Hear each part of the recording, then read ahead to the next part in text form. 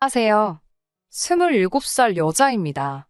저에게는 1년 사귄 2살 연상의 남자친구가 있었고, 올해 가을에 결혼을 앞두고 있었습니다. 하지만 무개념 신우 때문에 아무래도 결혼이 아니라 파혼하게 되었네요. 저희 부모님은 서울 중심 상권에서 제법 큰 규모의 중식당을 하고 계십니다. 조부모님께서 하시던 식당을 물려받아 2대째 운영을 하고 있어요. 덕분에 매스컴도 몇 번 탔기에 장사가 잘 되는 편입니다. 그리고 저는 부모님께 충분한 경제적 지원을 받아 어려서부터 큰 어려움 없이 잘할 수 있었습니다. 서울에서 중위권 대학을 나와 취업하기가 쉽지 않더라고요. 그래서 1년간 공무원 시험 준비를 했고 9급 공무원이 되었습니다.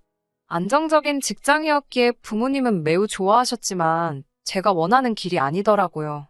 곰곰이 생각해보니 저 역시 부모님처럼 제 가게를 가지고 싶었습니다. 부모님께 이 생각을 말씀드리니 무조건 안 된다고 하셨어요. 안정적인 직장을 다니다가 좋은 남자를 만나서 결혼했으면 좋겠다고 하셨습니다. 하지만 저는 정말 제 가게를 차리고 싶었어요. 계속 제가 고집을 피우니 그러면 일단 자본금부터 만들라고 하시더군요. 공무원 월급으로 가게 자본금을 만드는 게 쉬운 일은 아니었지만 아껴 쓰고 또 아껴 쓰니 안 될 것 같던 그 돈이 결국 모이게 되었어요.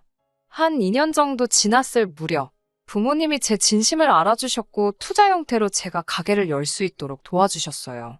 당시 동네에 제가 자주 가던 화장품 가게가 있었는데 마침 가게 주인이 해외로 이민을 간다고 했고 덕분에 제가 그 가게를 시세보다 저렴하게 인수할 수 있었어요. 그리고 그러는 와중 저에게도 남자친구가 생겼습니다. 남자친구에게는 8살 많은 누나가 있었어요. 남자친구는 자상하고 좋은 사람이었어요. 경제적으로 넉넉한 집안에서 자란 사람은 아니었지만 데이트하는 동안 돈 문제로 저와 어떤 트러블도 없이 깔끔했어요. 결혼을 하게 되면 반반 결혼을 하기로 했고요. 그런데 시댁 쪽에서 저희 집안이 어느 정도 여유가 있으니 결혼에 관한 전반적인 부분에서 저희 쪽이 더 많이 부담하기를 노골적으로 바라더라고요. 하지만 남자친구가 먼저 나서서 저희는 반반 결혼을 하기로 했으니 더 이상 그렇게 말씀하지 말라고 칼같이 선을 그어줬습니다. 그래서 저도 크게 걱정하지 않았어요. 시부모님도 더는 말씀하지 않으셨고요. 그런데 문제는 신우였어요. 상견례를 하고 며칠 지나서 하루는 신우에게 연락이 왔어요. 신우는 저에게 아무리 젊은 사람 둘이 반반 결혼을 하기로 했다지만 우리 집 사정 뻔히 알면서 그러는 건 좀 아니지 않냐고 하더라고요. 그러면서 경제적 여유가 있는 쪽이 좀 더 부담하는 게 뭐 어때서 그렇게 인색하게 구냐더군요. 자기 동생이 워낙 빠지는 게 없는데 경제적인 서포트까지 받을 수 있으면 좋을 것 같아서 저랑 결혼하는 걸 허락한 거라고요. 그 말을 듣는데 얼마나 불편하고 어이가 없던지요. 하지만 그래도 남자친구의 누나니까 최대한 정중하게 이미 반반 결혼하기로 둘이서 이야기가 끝났으니 저희 의견을 존중해 주시면 좋겠다고 보냈습니다. 그러자 신우는 계속해서 있는 사람이 더 내면 되지. 한 가족이 될 건데 왜 그렇게 칼같이 나누려고 하냐고. 남자는 군대까지 갔다 오니까 돈 모으기 더 힘든 거 모르냐고 뭐라고 하더라고요. 제가 남자친구 연봉이나 제가 버는 돈이나 절대 크게 차이 나지 않는다고. 왜 이런 이야기를 형님이랑 해야 되는지 모르겠다고 하니 신우가 우린 더 할 말 없으니 니네가 돈을 더 내라고 말하더군요. 니네라는 표현을 듣는데 순간 제 귀를 의심했어요. 이 연락 그대로 녹음을 해서 남자친구한테 보낼까도 했지만 결혼 전에 서로 감정 상하고 얼굴 붉히기 싫어서 제 선에서 어떻게든 정리하려고 했어요. 주변 친구들도 결혼 전부터 신우한테 밉보이면 답 없다고 그냥 돈 좀 더 쓰고 털어버리라고 하더라고요. 남자친구에게 최대한 상황을 순화해서 알리면서 벌써 신우 노릇을 하려는 것 같은데 나는 예애하면서는 못 사니까 집 혼수 다 해주는 그런 여자 찾으라고 했어요. 그러자 남자친구가 그건 누나 생각일 뿐이고 자기랑은 전혀 상관없다고 펄쩍 뛰더라고요. 남자친구가 신우에게도 확실히 말해놓겠다고 했고요. 확실히 말하긴 했는지 신우한테 더 이상 별다른 연락이 없기에 이제 모든 게 해결된 줄로만 알았습니다. 그런데 며칠 전 정말 황당한 일이 있었어요. 제 화장품 가게에 신우가 왔었던 거죠. 가게는 남자친구에게 지나가는 말로 물었고 남자친구도 별 생각 없이 말해줬대요. 신우가 와서 비싼 기초 제품부터 잔뜩 골라서 카운터로 오더니 알바생한테 자기가 여기 사장 가족이라며 돈을 안 내도 된다고 하더래요. 당연히 알바생이 듣기에도 말이 안 되니까 그래도 계산은 해야 된다고 안내를 했답니다. 그러자 알바생한테 상소리를 하면서 니네 사장이 이런 교육도 안 시키냐면서 사장 부르라고 난리를 쳤더군요. 결국 알바생이 저한테 전화를 했고 전화상으로 인상착의를 들으니 대충 들어도 신우였어요. 제가 당장 가게에 가볼 상황도 못 되고 알바생은 무슨 죄인가 싶어서 일단 뭐뭐 가져갔는지 기록만 해두고 그냥 보내라고 했어요. 전화를 끊고 나서 이게 무슨 말도 안 되는 상황인가 싶어 한참을 넋이 나가 있었습니다. 아직 결혼도 안 했는데 나를 뭘로 보고 이러나 싶더라고요. 남자친구한테도 말하지 않고 혼자 며칠을 고민했어요. 이 결혼을 해야 하나 말아야 하나 싶어서요. 고민 끝에 파혼을 할 때 하더라도 신우에게 할 말은 해야겠더라고요. 신우에게 전화를 했습니다.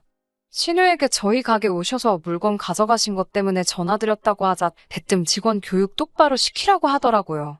자기가 그렇지 않아도 너무 기분이 나빴다면서 연락하려던 참이었대요. 어떻게 자기를 거기에 10분도 넘게 서 있게 할 수 있냐면서요.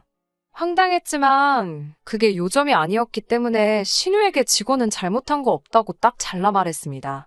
그러면서 제가 신우가 가져간 물건들은 일단은 제 돈으로 채워 넣었고 제가 계좌번호 보내드릴 테니까 거기로 돈 보내주시면 된다고 했어요. 그러자 신우가 황당하다는 듯이 아니 가족끼리 필요한 게 있으면 서로 주고받고 하는 거지 무슨 소리를 하는 거냐고 하더군요. 저도 이 가게 부모님이 투자해 주신 거고 저도 사장으로서 가게 매출에 신경 써야 하는 거라고 저 이거 취미로 하는 거 아니에요. 자선사업도 아니고요라고 맞받아쳤습니다. 그리고 신우 말대로 우리가 가족이면 서로 더 팔아줘야 하는 거 아니냐고 따졌어요. 그러자 신우가 진짜 그깟 화장품 몇 개로 째째하게 군다면서 그렇게 돈돈돈 하면서 살지 말라고 했습니다. 시집 오면 자기가 하나부터 열까지 다 가르쳐야겠다며 걱정이라고 덧붙이면서요. 저도 결국 저 땅 파서 장사하는 거 아니라고 화장품 사러 오시는 거 아니면 아이 쇼핑이라도 오지 마시라고 했어요. 형님한테 안 팔아도 제가 먹고 사는데 지장 없다고요. 아니, 오히려 그렇게 그냥 가져가면 제가 손해라고요. 그러자 신우가 예의가 있네 없네 돈 좀 있다고 유세 부리네 그러면서 싸가지가 어쩌고 저쩌고 소리를 질러대더군요. 말 같지도 않은 소리 듣고 있기도 싫어서 네 알겠습니다 하고 전화 먼저 끊어버렸어요. 그리고는 남자친구한테 전화해서 화장품 가져간 일부터 전부 다 이야기했습니다. 그러면서 너랑 결혼 못하겠다고 네 누나 미친 거 아니냐고요.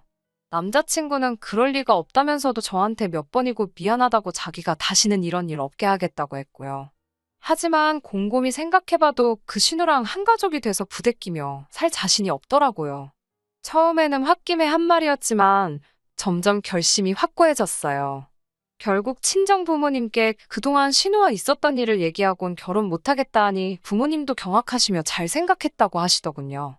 이혼보다는 파혼이 낫다고요.